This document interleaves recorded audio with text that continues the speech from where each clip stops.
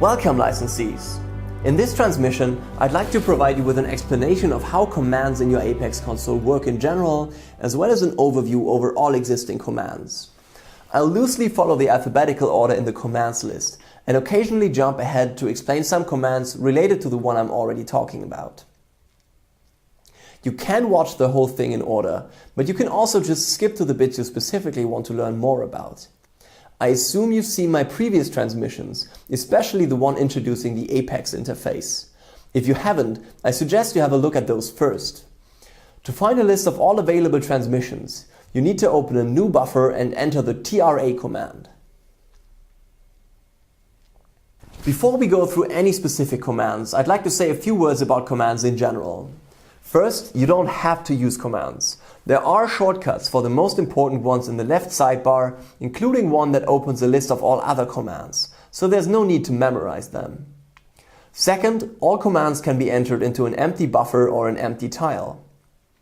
When emptying a tile or buffer, you can still see the command that was previously being displayed there. Third, commands aren't case sensitive, meaning that you can use uppercase or lowercase letters as you please. Fourth, every tile and every buffer in Apex corresponds to a command, no matter which way you opened it. The command can always be seen right next to the Windows title. Let me illustrate my point using the base command shortcut. We can now see a buffer opened by the base command, even though I didn't enter it by hand. Clicking View Base opens a specific base using the same command. I'll get to that in a minute.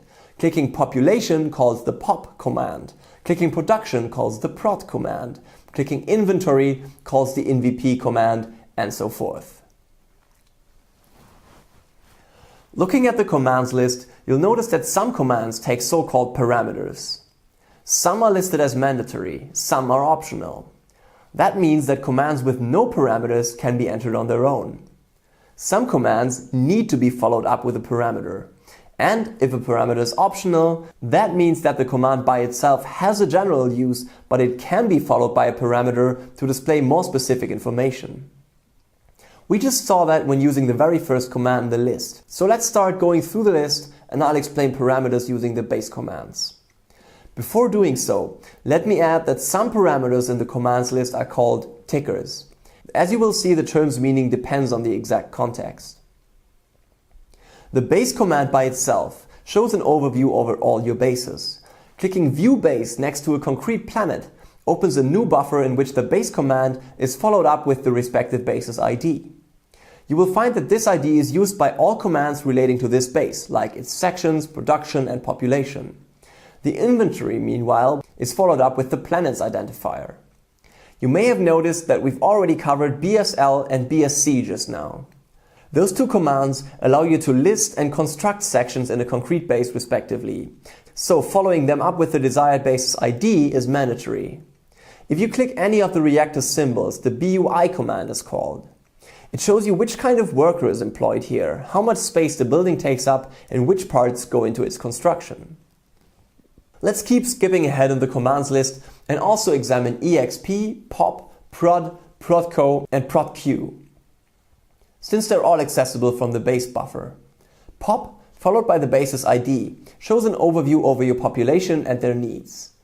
Note that if you can't supply your workers with the consumables they need, the efficiency of buildings they operate will drop. The next command we can access from the base overview is EXP. It lists all fields which can receive bonuses by experts and also which experts are currently being used in your base. Hit Remove to deactivate an expert, who is then listed as available in the rightmost column. Click Act to send them back to work. Next up is Prod, which by itself shows an overview over all production lines your company owns. Followed by a base ID, it shows the production lines in a specific base. The Details button below each production line calls the PRODQ command.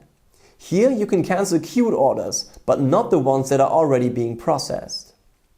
The efficiency value up here is influenced by multiple factors, including your worker satisfaction, the bonus provided by experts, and in some cases, your planet's soil fertility. Finally, the New Order button calls the PRODCO command for a specific production line where you can place an order.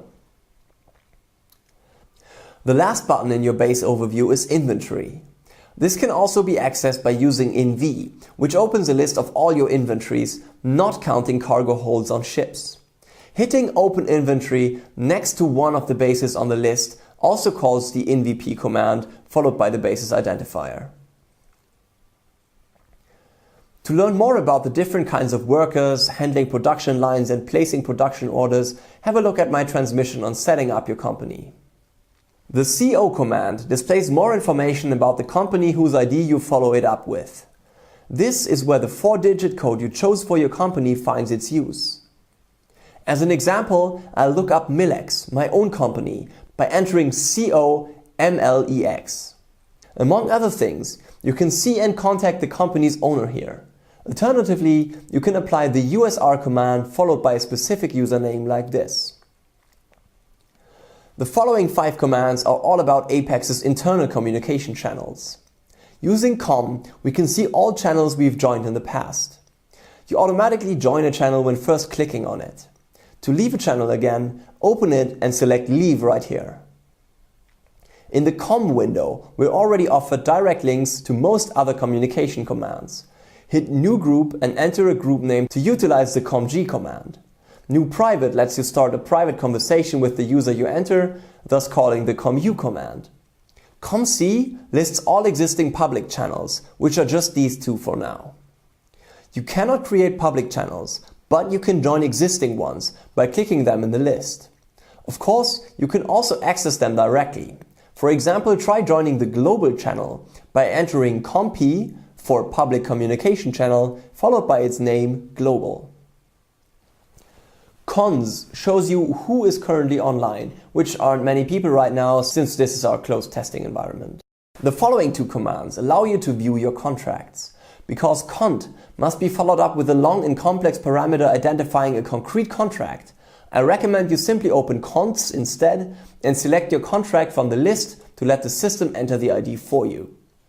Every time you make a purchase on a planet where you neither have a base nor a ship, a new contract is made and the sum you spend is instantly subtracted from your account balance.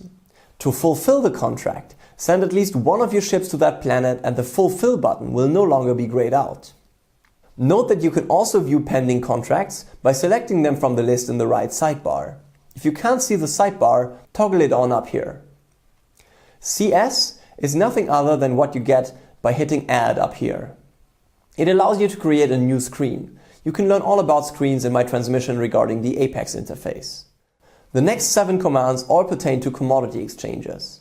The most useful ones are probably the 2 lists. CXOS shows a history of your orders. By deleting an order that hasn't been filled yet, or at least not completely, you withdraw it from the market like this. CXL, meanwhile, lists all existing commodity exchanges. From here, you can quickly access a concrete commodity exchange without having to remember its particular parameter for the CX command.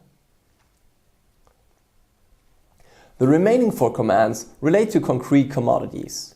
They're all neatly listed right here, so you can quickly access the CXP, CXPC, CXOB, and CXPO buffers of any commodity. The Orders button calls the CXOB command, where you can see pending requests and offers.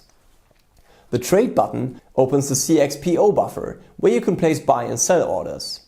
Info is the CXP buffer, which is pretty self-explanatory, but let's have a closer look at the chart, CXPC. If it says no data, that's because the commodity hasn't been sold in the indicated time period. Selecting a longer time window should fix that, and you should see a candlestick chart.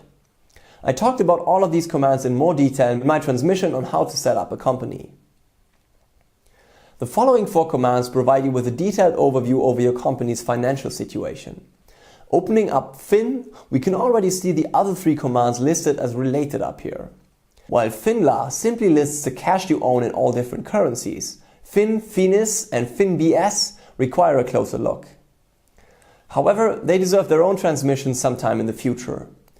Note that some items in your income statement, like depreciation of buildings and transaction fees for commodity exchanges, although listed, are not yet accounted for in Apex. The Fleet command, entered by itself, shows all of your ships. Every line here shows data on one of your ships, like its transponder code, name, status, fill status, location, and information about an ongoing flight. Following up the fleet command with the ID of a system or planet shows all of your ships currently stationed there. The ID is simply the parameter you can see at the top of a buffer by selecting a system in the universe map or a planet in a system map. Clicking the transponder code of a ship calls the SHP command. Up here, you can cycle through the ship's cargo hold and fuel tanks. Just like the inventory in your base, your cargo space can fit goods up to a certain volume and weight. Each ship has its own fly button. Clicking it calls the SFC command, followed by the ship's transponder code. This could, as always, also have been entered by hand. By entering a planet ID into the location property, setting the desired fuel usage and hitting start, you can send a ship to another planet. I also sent out a separate, more detailed transmission regarding space travel. The following commands are all about foreign exchange, which I dedicated an entire transmission to. FX shows you a matrix of exchange rates, where you can see how much one currency is worth in terms of another. The base currencies are arranged vertically, the quote currencies horizontally. If this value, for instance, set 2, it would mean that one of the currency in that line is worth 2 of the currency in that row. To isolate a pair you're specifically interested in, just click the respective value. Alternatively, you can use FXP followed by a ticker, which in this case is 2 currency identifiers divided by a slash or dot. As an example, let's look at the exchange rate of AIC and CIS by entering FXP AIC/CIS. Similarly, we can see open orders of any currency pair using the FXOB command followed by a ticker. FXPC shows the history of any exchange rate. To place a foreign exchange order, that is, to spend one currency to buy another, enter FXPO followed by the desired ticker, for instance AIC/NCC. Note that the order of the two matters. A buy order for currency A, which you pay for in currency B, is not the equivalent of a sell order for currency B, which you pay for in currency A. If this confuses you, have a look at the transmission specifically on the topic of foreign exchange. To place a forex order, select the number of lots, which is 1,000 units, you want to buy, and indicate the number of lots you're willing to spend. To view any foreign exchange orders you placed, use the FXOS command. The MAT command must be followed by a materials ticker. Materials and commodities are essentially the same thing. Their ticker is the 2 or 3 letter identifier you can see in each of their icons. For example, the ticker for steel is STL. To learn more about steel, you can either click its icon in the commodity exchange or enter the MAT command followed by STL into the command line. Wrought product indicates what can be made from this material and in which production line, while production shows you how and where the material itself can be produced. The next 3 commands bring up the system map, universe map, and planet info respectively. Maps can be navigated by dragging and dropping the left mouse button to move around and the right mouse button to rotate. Some maps can be displayed in 2D instead of 3D by toggling on the fixed 2D property. Let's start on the highest level with the MU command. As of now, there are different universe maps. They all show the same universe, but they serve different purposes. If you want to see traffic data, follow the MU command with nav. As long as fleet is toggled on, your ship's locations are marked by yellow arrows. For more information on traffic data, please have a look at my transmission regarding spaceflight. To see where your commodity exchanges are taking place, enter the parameter CX after the MU command. The INV parameter allows you to view the distribution of your storage in the universe. And finally, the political map is not yet available. Those interconnected dots in the universe map are star systems. By hovering over a system, you can see its identifier. This is what you enter after the MS command.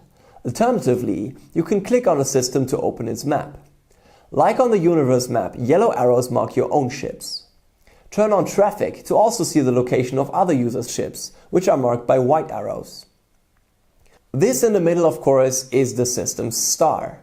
The planets orbiting it are either rocky, white circles, or gaseous, orange circles.